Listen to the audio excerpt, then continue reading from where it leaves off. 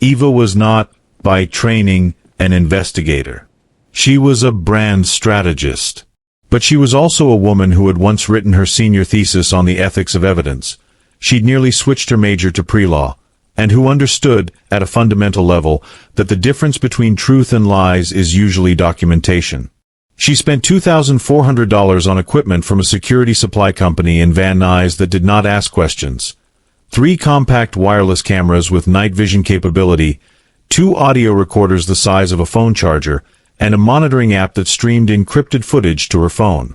She returned to the mansion on a weekday when she had confirmed, through Dale Teka's still public calendar, that both Lilian and Carlos would be attending an investors' briefing at Dale Teka's downtown LA office. The overnight security guard was accustomed to her presence by now. She thanked him by his first name. She placed cameras in the living room, the main kitchen, and the poolside area where she had observed Carlos and Lilian like to meet. She hid audio recorders in the kitchen and in the study. She tested the feeds from her phone in the driveway. Everything was operational. She drove to her hotel and opened her laptop. She had also spent the prior 3 days doing something with the remaining $997,600 from Kevin's safe. She had always had a talent for recognizing opportunity. It was why her clients trusted her, and in the week she had spent in Los Angeles, she had observed a market gap that her business mind had cataloged without asking permission. She registered a company in Nevada. She made 3 phone calls to contacts in Houston. She moved $750,000 into a business account. Eva Macauley was going to save Kevin Dale. But she was going to save herself first. Eva watched them for 3 weeks.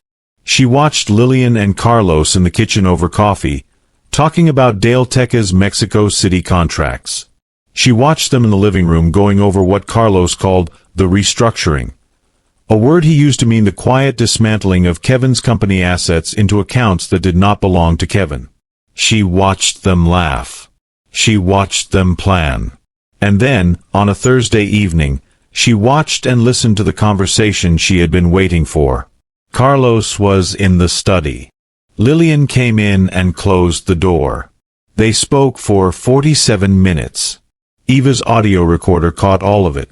The arrangement they had made regarding the planted evidence, the name of the contact who had supplied the drugs, the specific plan they had constructed at the Silver Lake Cafe. Carlos's voice was almost admiring as he described it. The attorney costs alone bankrupted his defense. We didn't even need to do anything after that. Kevin just fell. Lilian laughed. Low, private, satisfied. Eva sat in her hotel room with her phone in both hands, and the recording playing through her earbuds, and felt the particular cold clarity of someone who has just found everything they need. She called attorney Jason Pruitt at 9 p.m. "I have evidence," she said. "I need to know how to get it to the right people in a way that can't be dismissed." Pruitt was quiet for a moment. Then, "Send it to me tonight. Encrypted. And Ms. Macauley, don't tell anyone else until I call you back." She sent it. She set the phone on the hotel nightstand. She lay back on the bed and stared at the ceiling of a room that wasn't hers, in a city that wasn't home, fighting a battle for a man who had once broken her heart. She thought, this doesn't mean anything more than what it is. She almost believed it. While Jason Pruitt worked, Eva built. She had been a brand strategist for 7 years. She understood markets, she understood positioning, and she understood that the gap she had identified, premium B2B technology consulting services connecting U.S. companies with vetted Mexican business partners, was not just a gap but a vacuum. Dale Tech had operated in Mexico for years, but always as a primary company exporting its own products and services. Nobody had built the connective infrastructure for the two economies to communicate efficiently at the mid-market level. Eva built it. She worked 17-hour days from a co-working space in downtown LA. She called a former Dale Tech operations director who'd left the company before Kevin's arrest and offered him a partnership stake. She flew to Monterey for a week to establish relationships with 3 business associations. She hired her first 4 employees within 6 weeks.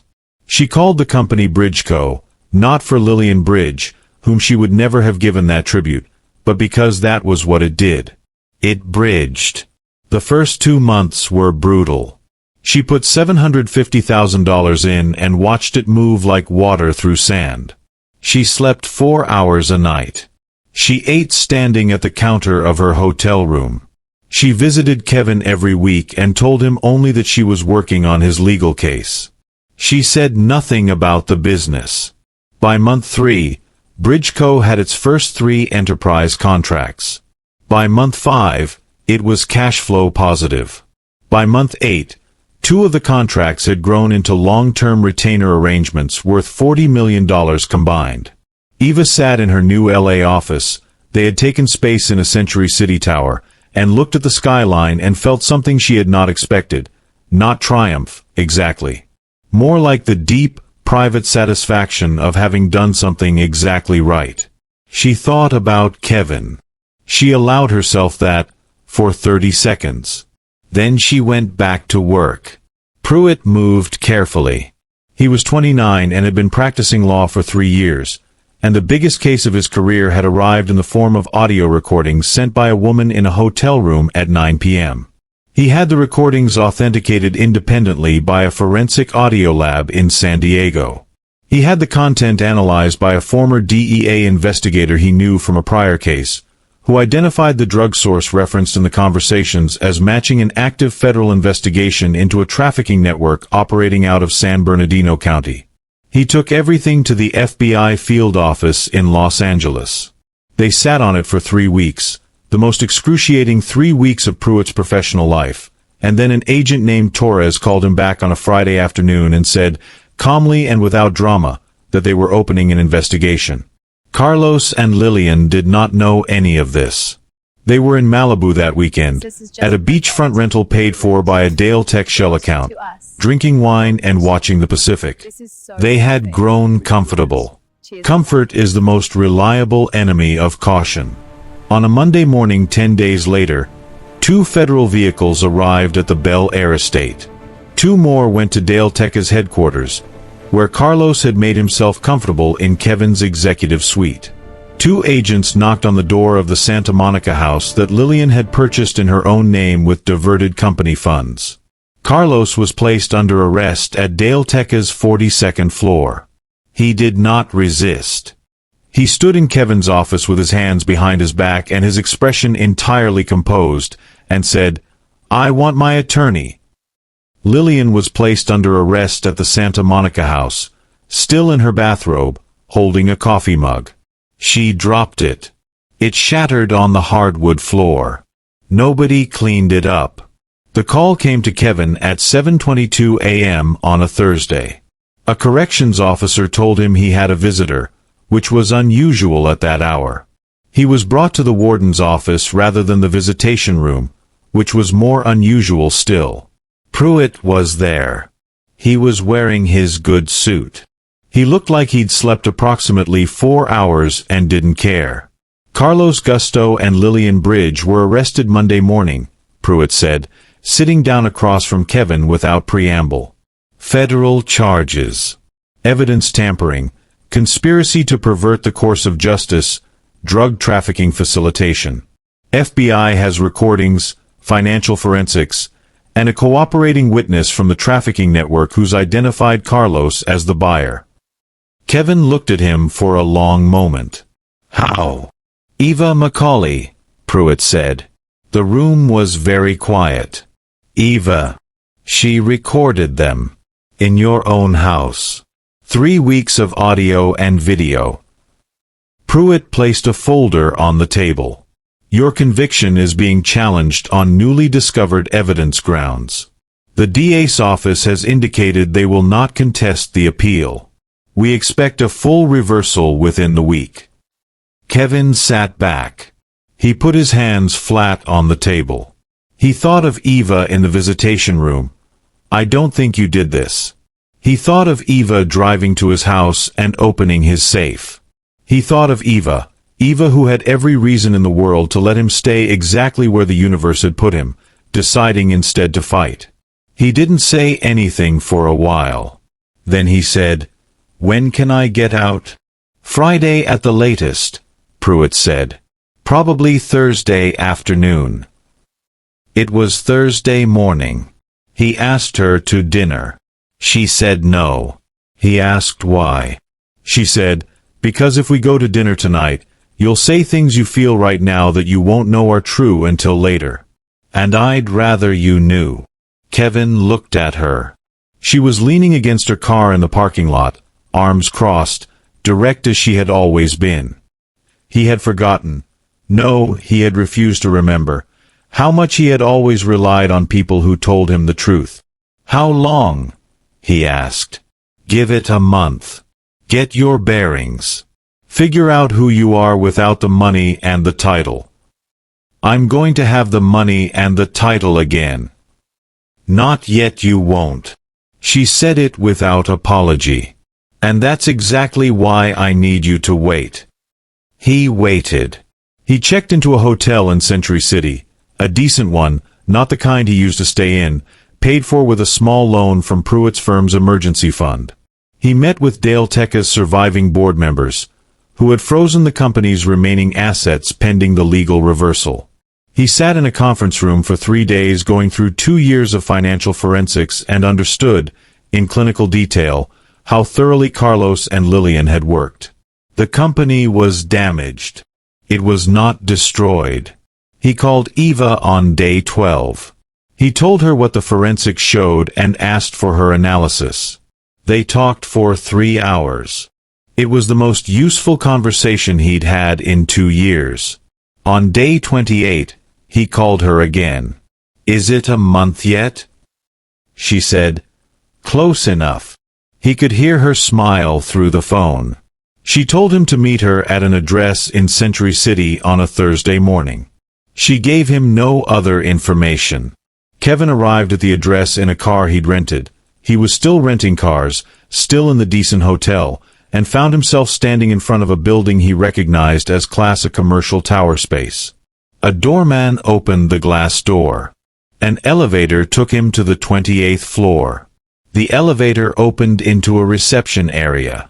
The reception area was clean, modern, with warm wood accents and a large graphic on the wall behind the front desk. The receptionist smiled and said, "Mr. Dale? Ms. Macauley is expecting you." Eva met him in the corridor. She was in a dark blazer and slacks, her curls professional and striking. She looked, he searched for the word and found it, powerful, like someone who had built something real and knew it. She led him through the office without explaining. He walked past a team of 12 people working at open desks, past a glass-walled conference room where 3 people were on a video call with what appeared to be a Mexican business delegation, past a wall covered in framed contracts and partnership agreements. She stopped at a corner office, large, with a view of the entire LA basin on 2 sides. She opened the door. She let him walk in first. He turned and looked at her. "Bridge Co., she said. U.S. Mexico B2B Technology Consulting. Current annual run rate, $68 million. 3 enterprise anchor clients, 16 mid-market accounts. Offices in Los Angeles, Houston, and Monterey." Kevin said nothing. "I registered it in your name," Eva said. She reached into a portfolio she was carrying and placed a folder on the desk. The formation documents, the ownership structure, the full financial summary. All of it. Kevin looked at the folder. He looked at her. "Eva," he said. His voice was not entirely steady. "You're going to need a co-founder," she said. "I'd like to apply for the role." He said yes to the co-founder question in under 4 seconds. The work that followed was the most difficult and the most alive Kevin Dale had felt since the first years of Dale Tech. He and Eva divided responsibilities cleanly. Eva ran operations, culture, and client relationships. Kevin led technology strategy and international expansion. They disagreed about things constantly, And the disagreements were always productive, because Eva was not afraid of him and he had learned, finally, to be grateful for that. Dale Tech's legal reversal was finalized 6 weeks after Kevin's release. The surviving board voted to restructure with Kevin reinstated as CEO. The company had sustained significant damage. 2 subsidiary patents lost, $18 million in drained accounts, 3 senior executives who had departed during the uncertainty. But the core intellectual property was intact. The international contracts were intact. The company could be rebuilt. He proposed on a Saturday morning. Not with a grand gesture. Kevin Dale had spent enough of his life performing. He made breakfast in Eva's Houston apartment, the one she'd kept through everything, and he set 2 plates on the small kitchen table and sat down across from her and said, "I know I don't deserve a second chance with you. I know what I chose and what it cost, and I'm not going to pretend I didn't know what I was giving up. I want to spend however many years I have left making it worth your while to stay." Eva looked at him across the table. Outside, Houston was beginning to get golden and loud. "That's not a proposal," she said. "No," he agreed. He put a ring on the table between them. He'd had it made by a jeweler in Houston. Simple white gold, a cushion-cut diamond with no unnecessary ornamentation, because he knew her. "This is..." She looked at it. She looked at him. "You know this is going to be complicated," she said. "The company, the press, the whole story. People are going to say things. I know. And you're going to need to be better than the man you used to be. Not just professionally. I know." She picked up the ring. She looked at it in the morning light for a long moment. Then she put it on. They were married 6 months later in a small ceremony in Houston. Eva's mother and 2 friends, Pruitt, and 4 people from Bridgeco who had become family in the way that people become family when they build something hard together. Kevin wore a dark suit. Eva wore ivory. They adopted their daughter 9 months after that. A girl named Simone, 3 years old, from a foster placement that had been waiting for parents patient enough to understand that trust is built slowly and cannot be demanded.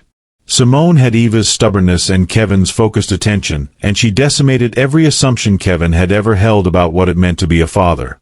He had never expected to love anything the way he loved the company. He was wrong. The combined Dale Tech and Bridgeco entity, rebranded Dale Bridge, closed its first year at $890 million in revenue. Eva's operational model was credited in 3 business journals. Kevin was invited back to the Venture Capital Summit where he had once met Lilian Bridge. He brought Eva. She sat in the front row. When he finished speaking, she was the first to stand.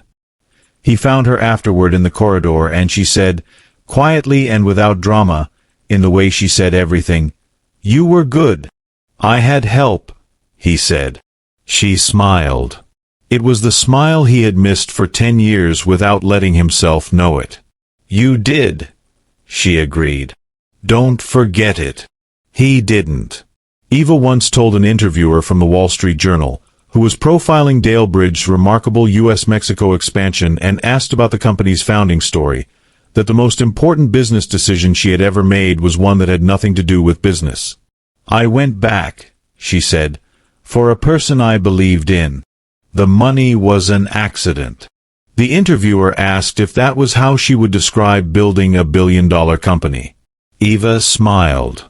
"The money was an accident," she said again. "The belief was the work."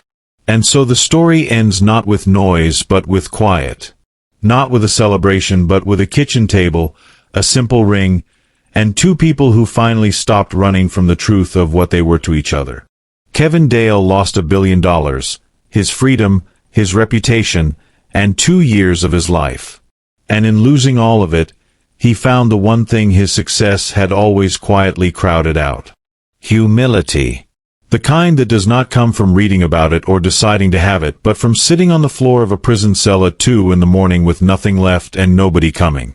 Nobody except Eva. There is something worth sitting with in this story. About the people we overlook when we are busy chasing the version of life that looks best from the outside. About the partners we trade for status and the love we mistake for simplicity when really it is just the kind that does not need to perform. Lilian Bridge had everything society told Kevin he should want. The name, the bloodline, the appearance of a rival. And she used every advantage she had been given to destroy rather than to build. Eva Macauley had none of those advantages. She had intelligence, character, and the particular quiet strength of a woman who never needed anyone to believe in her because she had never stopped believing in herself. She built an empire with borrowed time, borrowed money, and a love she had never fully put down even when she told herself she had. And here is the thing about people like Eva that this world consistently fails to understand until it is almost too late.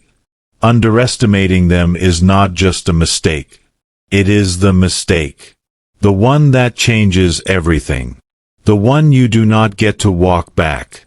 Kevin understood that.